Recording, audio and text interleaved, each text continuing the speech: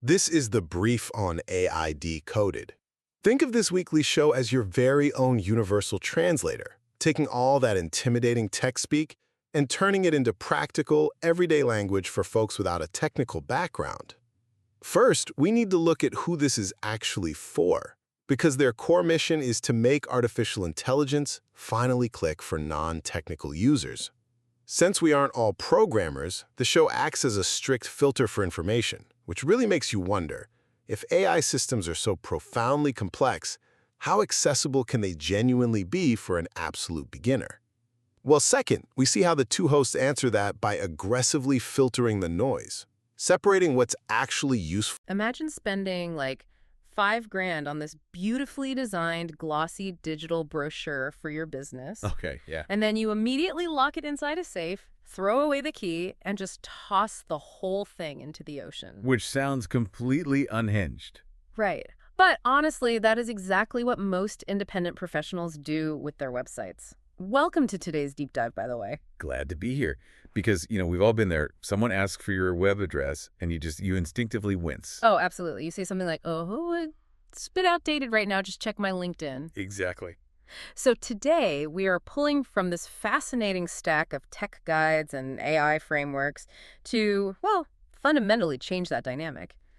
Our mission is to extract the exact blueprint you need to turn your website from a static source of shame into a dynamic, lead-generating asset. And to get there, we really have to address a massive psychological hurdle first. Okay, lay it on us. Well, most independent professionals view their websites through one of two, frankly, incredibly destructive lenses.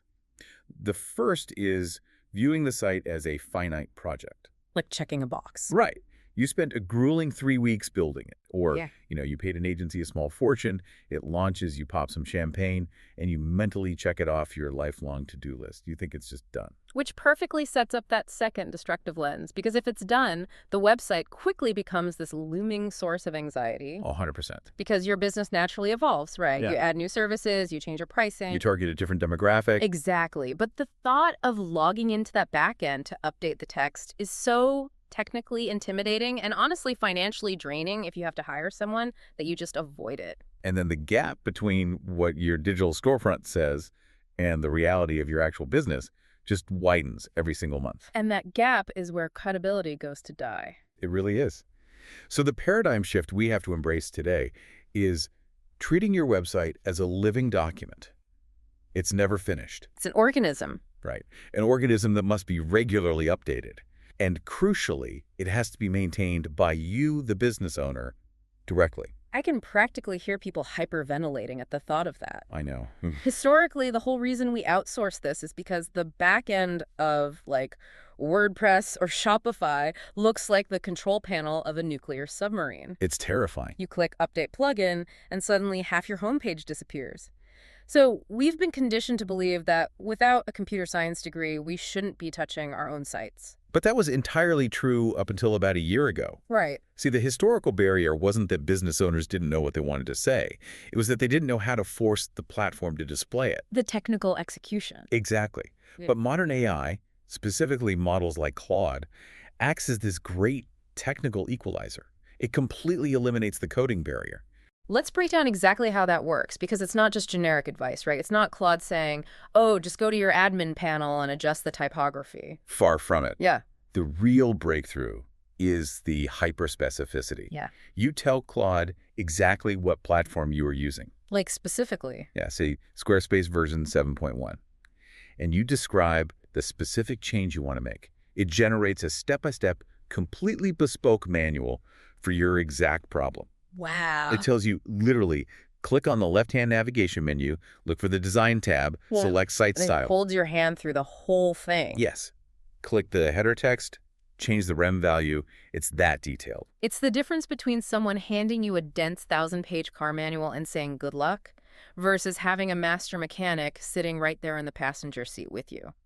Pointing to the exact knob you need to turn. Yeah. And actually, it goes a step further than that mechanic analogy. Yeah. Because if the interface changed yesterday, which happens all the time. Oh, constant. Right, and a button isn't where it's supposed to be, you don't hit a dead end. You just type, hey, I clicked Site Styles, but I don't see a header option. AI knows what you mean. The AI immediately cross-references the latest interface updates and course corrects you.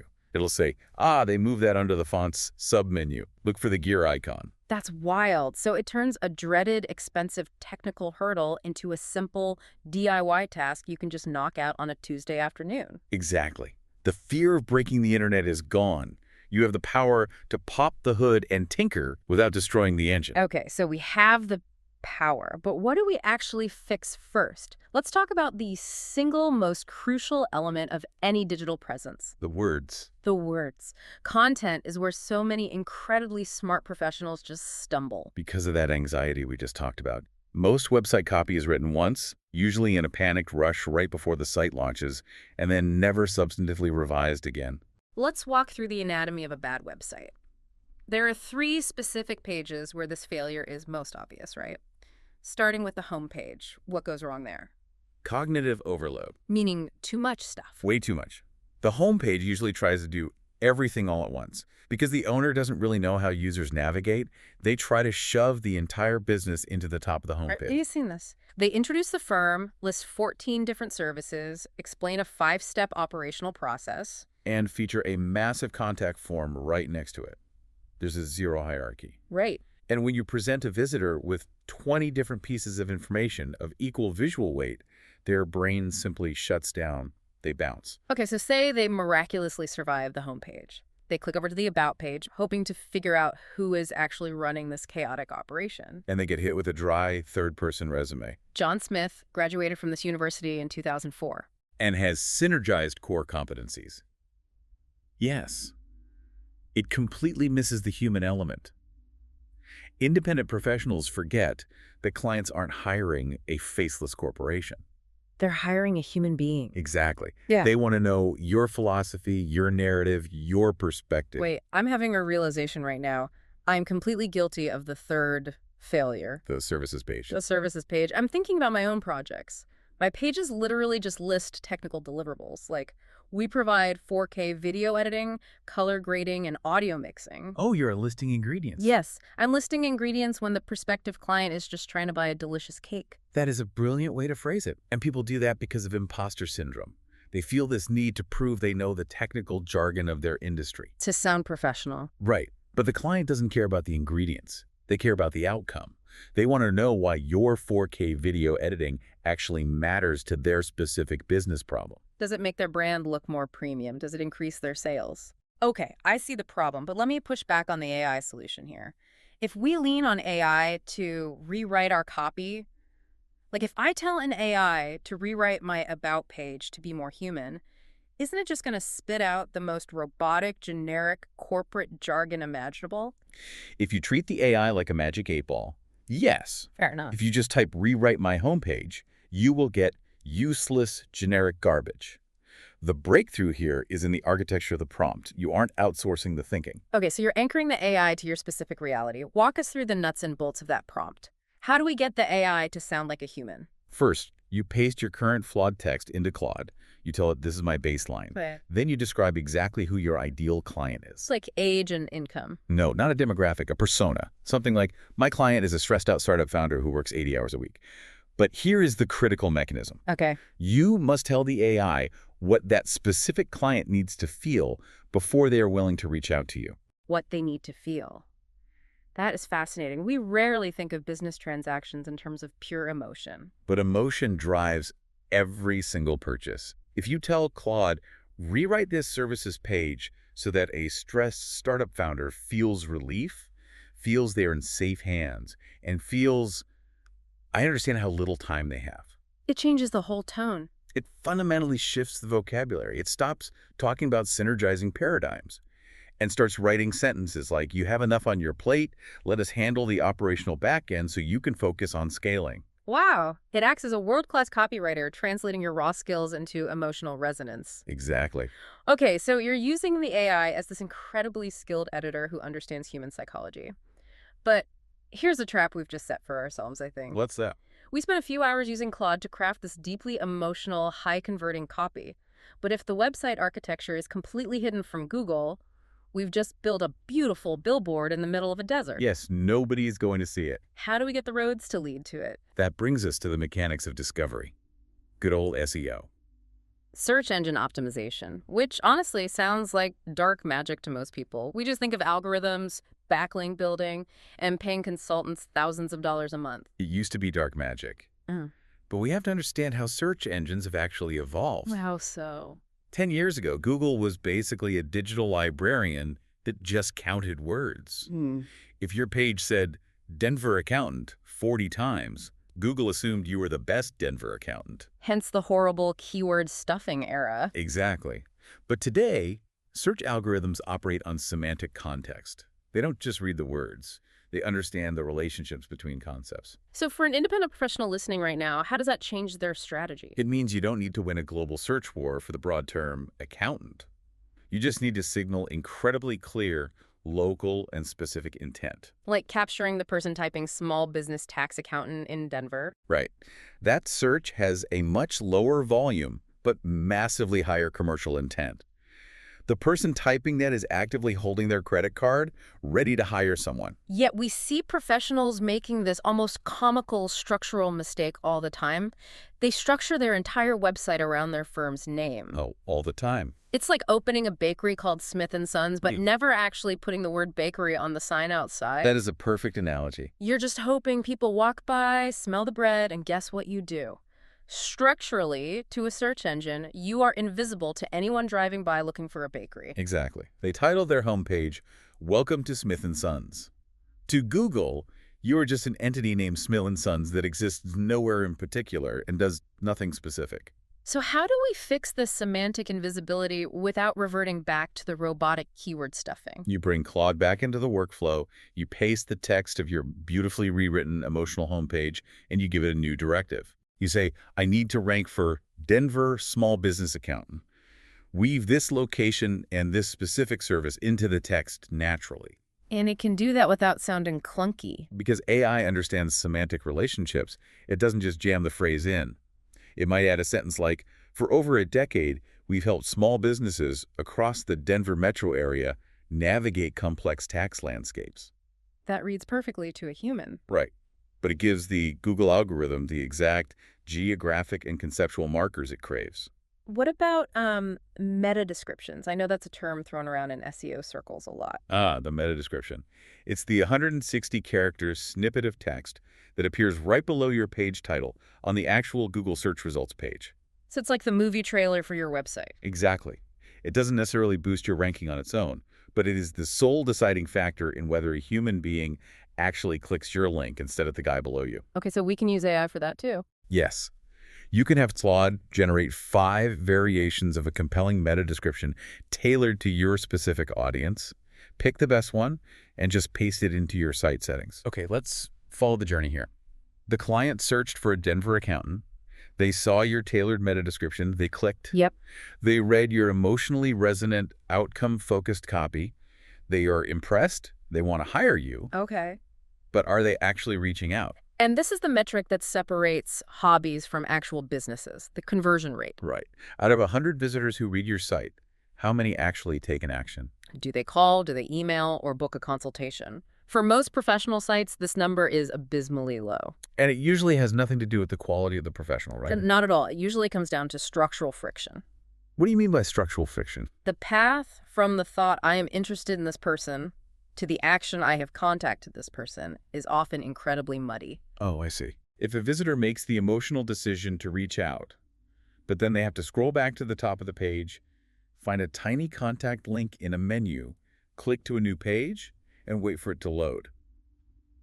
You've lost them. The psychological momentum is just gone. Completely gone. So what are the mechanical fixes for this friction? They are shockingly simple. First, a contact option needs to be visible on every single page. Like a persistent button. Often, yeah, it's a distinct button in the top right corner that stays pinned as you scroll. Second, you need clear, specific calls to action. So not just a button that says contact. No, that's psychologically weak. It lacks direction. A button that says book a free 15-minute consultation sets a very clear expectation of what happens next. Here is a piece of friction that drives me absolutely crazy. Let's hear it. A phone number on a mobile site that isn't clickable. You try to copy-paste the number with your thumb, and it accidentally highlights the entire paragraph. It is infuriating.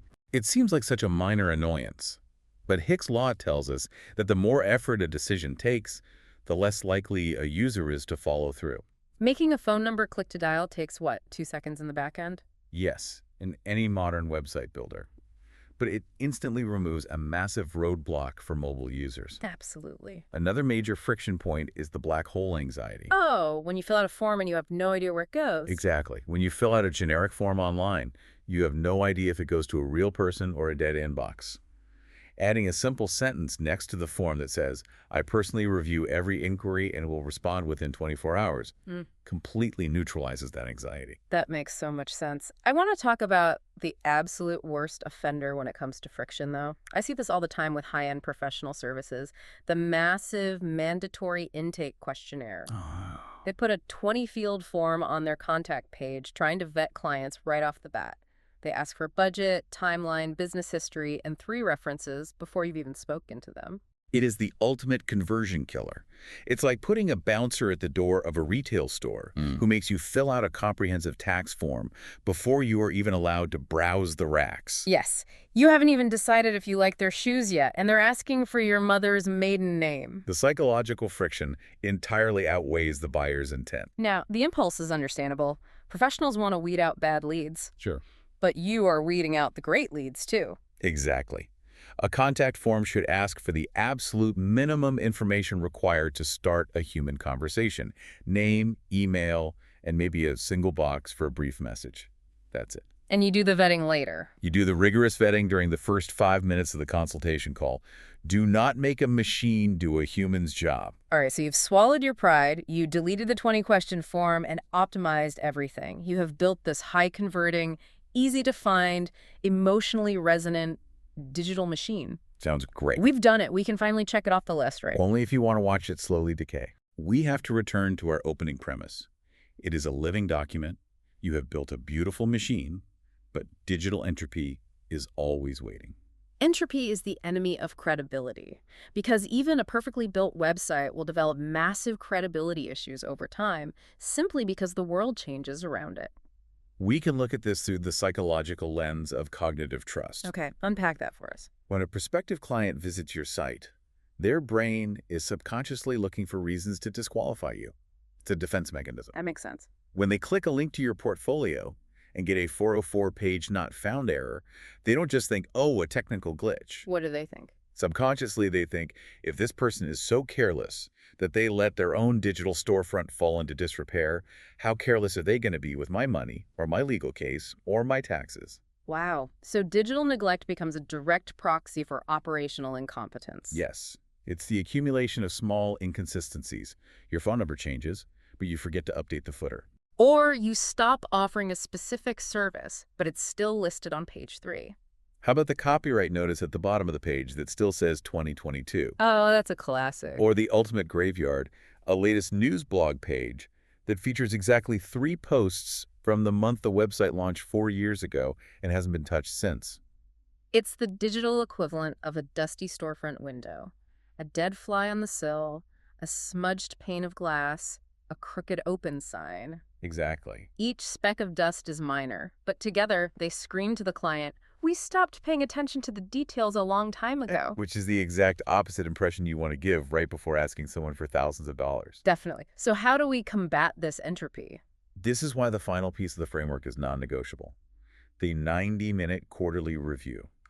4 times a year, you block out an hour and a half on your calendar, you sit down, and you methodically click through your own site as if you were a customer. And again, you don't have to rely on your own memory to do this effectively, right? No, you use Claude. You tell it, I am a graphic designer using WordPress. Generate a comprehensive step-by-step quarterly maintenance checklist for my website. And it'll just give you a punch list. A methodical punch list. Test all contact forms to ensure emails are routing correctly. Click every social media icon. Update the copyright year. Review team bios for accuracy. It turns a vague anxiety into a structured, manageable hygiene habit. Okay, let's synthesize all of this. Let's bring the big picture together for you listening right now. A website is not a brochure. No, it's not. It is the permanent, always available representation of your business to the world. Think of your entire business as a pipeline. The leaky pipeline metaphor is perfect here. Walk us through it. Imagine you are working tirelessly. You have an incredible social media presence. You are constantly networking. You're appearing on deep dives like this one. You are driving all this interest and traffic toward your business. Exactly. But if that traffic lands on a confusing, outdated, high-friction website, the pipeline is full of holes. You were doing all the heavy lifting of generating interest, but the effort is leaking out before it can turn into revenue. But when you fix the leaks, when you have a living document that clearly communicates who you are, ranks for semantic intent, and makes it utterly effortless to reach you, you capture all that hard-earned effort. A great website doesn't close the deal for you, but it earns you that critical second conversation. And by taking direct ownership of this process and utilizing AI to jump the technical hurdles, you fundamentally take back control of your online presence. You aren't held hostage by a web developer who charges you $200 just to change a typo. It gives you unprecedented agility. When your business pivots on a Friday, your website can accurately reflect that pivot by Saturday morning. Which leaves us with a final, frankly provocative thought to mull over. I love this part. If you truly commit to this paradigm shift, if you treat your website as a living document that must constantly and accurately reflect your current work, your evolving skills, and your ideal audience, what happens during that 90-minute quarterly review? It ceases to be just a technical chore. Right. It becomes a mirror. Exactly. The discipline of maintaining the website forces you to look at your own copy and ask hard questions like, do I actually still want to offer this service? Or is this stressed out startup founder still my ideal client? Or have I moved on to larger enterprises? Maybe the act of updating the website is what ultimately forces you to realize how much your own business goals have naturally evolved. It's a powerful realization. So the next time you feel that familiar anxiety creeping in about your digital presence, remember it's not a finished project locked in a safe, it's a living document. And now you have the exact tools you need to keep it alive. This is The Brief on the AI Decoded podcast. AI Decoded is a weekly show that provides actionable tech advice, and today we are looking at their broadcasting footprint and upcoming programming. You know, keeping up with AI tools feels kind of like navigating this dense, totally unpredictable jungle, which is exactly why finding a reliable guide is absolutely crucial. First, where do you find that guide? Well, listeners can expect a new episode every single week, accessible across all major platforms, including Spotify, Apple Podcasts, and YouTube. So why